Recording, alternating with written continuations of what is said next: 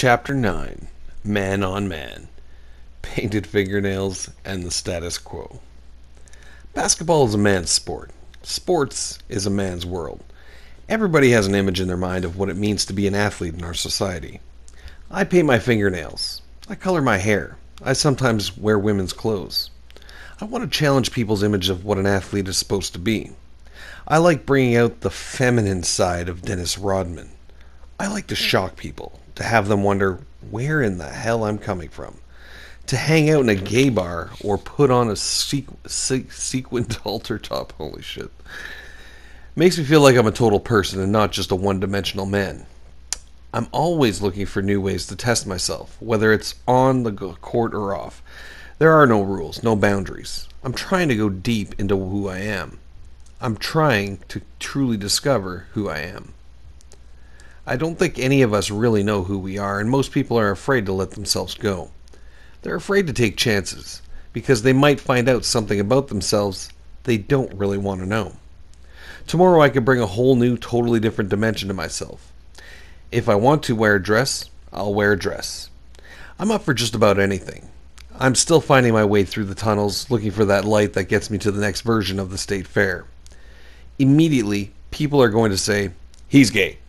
No, that's not what that means. I'm not gay. I would tell you if I was. If I go to a gay bar, that doesn't mean that I want another man to put his tongue down my throat. No.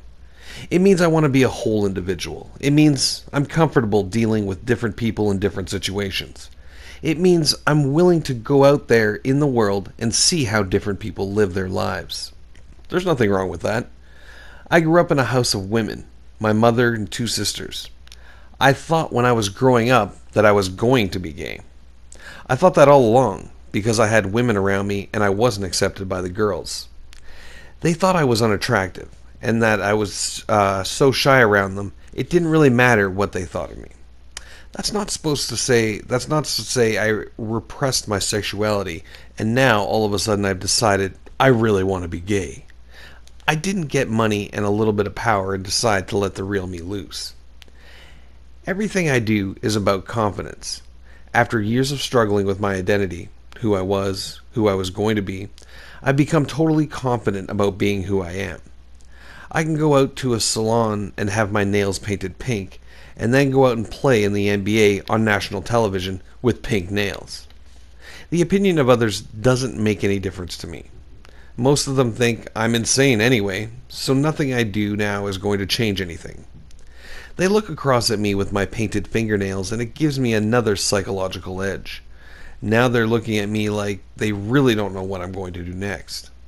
I have a pink Harley Davidson, and I don't care what anyone thinks or says while I'm riding it. My pickup is pink and white. I'm confident enough that I could care less if somebody thinks I'm gay.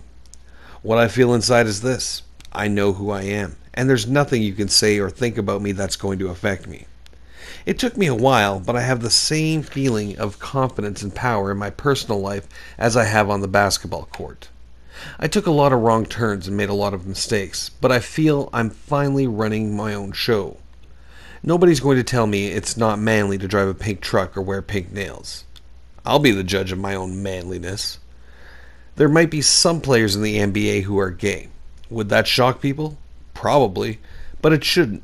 There might be some players in the league who are bisexual. There are people in any profession who are gay and bisexual, so why should basketball players and athletes be any different? Statistically, it would be almost impossible for the entire sports world to exist without gay or bisexual people. I'm not pointing the finger at any one guy because I don't know about other players' personal lives. Also, I don't think it's something you stand around and point fingers about. You don't blame people for this or ridicule them. If I was gay, I would stand up and say that I am. I would let everyone know that I'm gay and existing in what is supposed to be a man's sport. There is so much hypocrisy in sports, bro. Everyone is supposed to be tough and macho. Everyone's a man's man, tough and mean. But if you look closer, there are so many homosexual aspects of sports.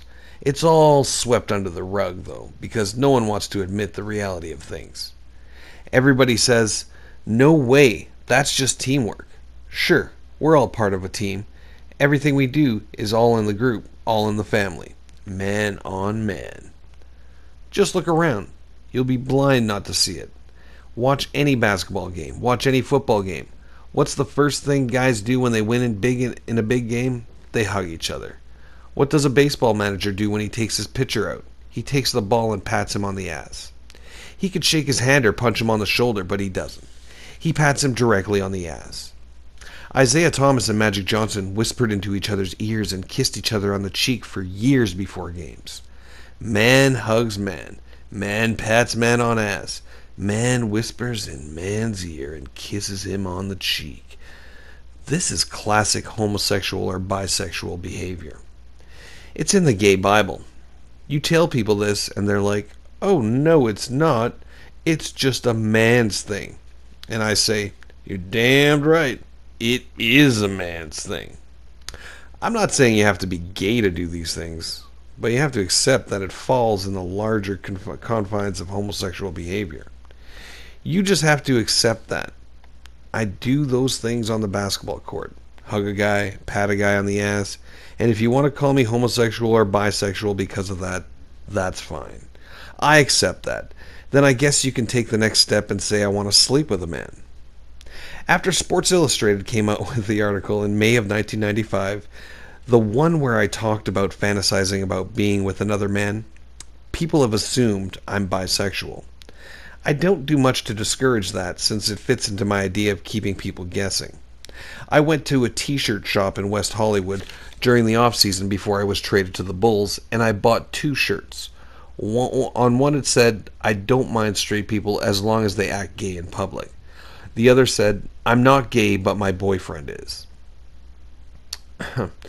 I wore the first one out to a club in Newport Beach. The next night, and this girl came up to me and said, "You're cool. You speak your mind, and that's what I like about you." Then she said, "I'm bisexual too, just like you." I just laughed at her, and I didn't argue. Who knows? Maybe I am bisexual, but if I am, it's in my mind only. I've never acted on it. Maybe I have this fixation that I want to be with another guy, but is it so wrong to think that? I don't believe so, especially when most people think about the same things, even if they don't act on their thoughts. If you ask a man if he's ever thought about being with another guy, he'll probably say, "Oh no, that's disgusting. I could never be with another guy." Then you say, "Wait, have you ever thought about it?" "No way, I can't believe you're even asking me. I never thought about it." To that I say, "Yeah, you have. If you didn't want to be with a guy, or if you never thought about it, you wouldn't be so quick to say it's disgusting. If you had never thought about it, you'd have to think about it before you gave me an answer." I let people think what they want to think about me. I color my hair and paint my fingernails, and then sometimes I wear women's clothing. I do it and watch people's reactions. Let them think what they want. Gay men come up to me, and on to me, all the time. I'm very popular among gay men. I think I've done more to recognize them than any other professional athlete. When I put the AIDS ribbon on my head during the playoffs against the Lakers in 1995, I think that opened a lot of eyes. These people were finally seeing somebody openly recognize them. For the first time, they saw somebody openly show some support with no embarrassment at all. It let them know there's someone in the sports world who understands and isn't going to pretend they don't exist. I think I'm naturally drawn to people who are out of the mainstream. The people that society says aren't with the program are the people that I'm most comfortable being around. No matter what city I've been in, I've always felt more at home when I go into a bad part of town and talk to some homeless people than when I'm sitting in some stuffy-ass restaurant with a bunch of people wearing ties. The same holds true for gay people. They aren't fully accepted, and I don't think I'm fully accepted. We have something in common. It came out in that same Sports Illustrated article that I go to gay bars. I do. I'm not afraid to do that, and I'm not afraid to say that. These people shouldn't be avoided or ignored. I think we can all learn something from them and from what they've been through. Gay men always come up to me and say, "Thank you. Thank you for recognizing that we're not just a piece of dirt on the ground. Thank you for recognizing we do exist." I found these people want to be recognized as individuals and not just as a disease. They're not a traveling, walking disease, what some ignorant people consider a curse from God. They shouldn't be looked upon as people who shouldn't be here just because of one thing they do. Whenever I'm staying in Orange County, which is whenever the basketball schedule allows, I go into Los Angeles and hang out in the gay community of West Hollywood. I love it there.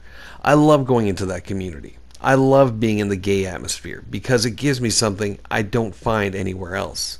It's free. It's open. It's wide open. That appeals to me. There's only one danger about being in the gay community. Those people have no fear of anything. I think that comes from being through so much hatred and so much abuse. When I went through all the racist bullshit in Oklahoma, it changed me. It changed the way I thought about people, and it made me tougher. It also made me look for something that could provide me with safe, solid ground. I found that with the riches, and when I got some wealth and fame, I got the safe feeling in, of all places, the bad parts of town. Gay people are the same way. They create communities where it's safe for them, but they aren't afraid of anyone and they aren't surprised by anything. When I was young, I don't think I had a fear of being gay. I didn't really know what was going on or what any of it meant. If I was going to be gay, it would have happened back then. I didn't run from it or keep it bottled up inside me. I was already fucked up, and having trouble deciding who I was going to be sexually was just another worry to throw on top of everything. I didn't really have much to worry about girls coming on to me when I was in my teenage years. I was already an ugly, big-headed, klepto kind of guy. My curiosity about my sexuality has followed me this big stage. Just because I can play a game and make a lot of money doesn't mean I suddenly have all the answers. I'm open to everything and I'm always asking questions. That's just part of who I am. I can't say I haven't experimented with other men, but I guess it depends on what you mean by experimenting. I've kissed men, but it's like saying you kissed your little boy or your teenage son on the lips. I'm not afraid to go up to a good friend of mine and give him a hug and a kiss. There's nothing wrong with that, and I don't care who sees me do it. It's showing that I care about somebody. People think homosexuality is bad, evil. It's not bad at all, but people make it out to be just the worst thing in the world. I've questioned my sexuality, but I've never found myself forced into a position where I have to decide whether to enter into a homosexual relationship. It's never been like that. Mentally, I probably am bisexual. I've thought a lot about crazy things, and I've fantasized a lot about crazy things. I don't know if I'll ever be physically bisexual. Someday, I might be, but I haven't been at this point. I haven't acted out on any of the things that have run through my mind. I fantasize about being with another man, and I'm not afraid to admit it. You can't help but fantasize about it if you ask me.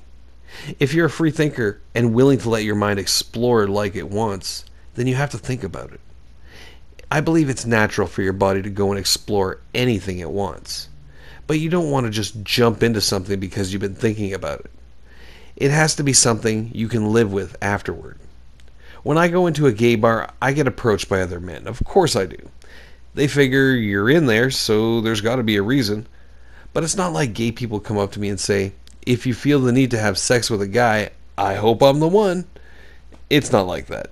If it ever happens that I do have a homosexual relationship or encounter, it's not going to be a situation where I just decide I'm going to just do it.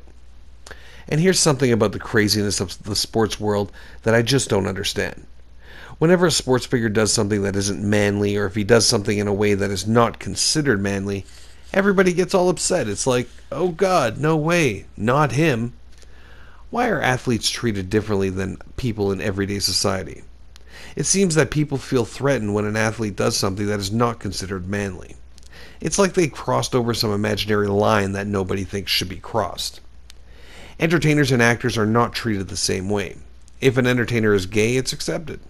People accept that without a second thought. But somehow, it's always a scandal when an athlete comes out of the closet. There haven't been that many examples, and I think it's because athletes are afraid of what might happen if they do come out. A baseball player named Glenn Burke had his career ruined because the Dodgers apparently found out he was gay. The team couldn't handle it. They couldn't deal with it. Teams can deal when a guy has a drug problem or an alcohol problem, but not when they find out somebody's doing something they don't like in the privacy of their own bedroom. It doesn't make sense. Maybe when an athlete comes out, people start to wonder, is the world of sports turning into a gay world? I guess athletes are supposed to be completely different from any other walk of life. If a guy who works in your office is gay, it's no big deal. He's just gay. But if a guy who plays basketball or baseball or football comes out and says he's gay, everybody looks at him funny. Nobody can believe it. That doesn't make any sense to me. We're held to a different standard. People look up to us, and why? I think I have an answer. More than anything else, people play sports and listen to music when they're looking to escape their lives. Or they watch sports and read about sports and talk about sports. So with so many people interested in sports, there's no way it can be accepted if somebody within that community comes out and says he's gay. People trip on that. This isn't something I can talk to other players about. I can't open up and say, hey, have you ever thought about being gay? There's not a player out there who would say, yeah, I have. I wish I was gay. I wish I could be. No way a player would ever tell you that, even if it was true. I'm not trying to encourage kids to be gay, but it shouldn't keep them from being in athletics if they are. You can't say I'm less of a man because I've given some thought to being with another man. I'm not trying to steer kids into saying being gay is cool. You go with your heart. Your feelings are what you desire, like anything. Don't let what other people think decide who you are. Don't let what other people think decide who you are. When I go on road trips, I sometimes laugh to myself when I think about everybody's luggage coming off of the plane and down the conveyor belt to the baggage claim. Everybody's luggage is there with all their fancy clothes, and then there's mine, carrying my jeans, t-shirts, and some women's clothes. There might be a sequined halter top in there. There might be some women's leggings in there. There might be some tight leather shorts in there. You never know what might be in there. I'm guessing here, but I imagine I'm the only guy in the NBA who packs these kinds of clothes, then wears them out to bars and clubs. And I know I'm the only one who would come out and admit it. I've got no problem admitting it. I can be the only one guy in the world doing it, and it wouldn't stop me. I don't think many people think about who's cross-dressing after the game when they look out there and see all the guys running up and down the court playing this man's game. Nobody I've ever played with knows I go out and dress in women's clothes. They know I dress in wild, crazy clothes, but when they're looking at it, they don't know if it's women's clothes or just gay clothes. Sometimes, I admit, it's hard to tell. When I made a presentation at the MTV Music Awards, I was cross-dressing. I wore a woman's top and my fingernails were painted. It was obvious that I was wearing women's clothes, but if you look closely, you would have known. There's a picture here. The first time I painted my nails was on Halloween of 1994. I had them painted orange and black, and people looked at it as more of a stunt than anything. Just Rodman being Rodman again. Now, I don't even think twice about my nails. I get them done all the time. About once a week, I'll go into a salon and have them done. It's just something different, and I like to look down and see different colors. I don't think painting my fingernails is a big deal. It's not like I'm sitting home by myself trying on lingerie. That's not my style. I don't do lingerie. I think cross-dressing the way I do it is more accepted than people think. Look at all the clothes now that are made for both men and women. You go into a store and sometimes it's hard to tell whether you're in the men's or women's section. It wasn't that long ago that everyone freaked out when they saw a man wearing an earring.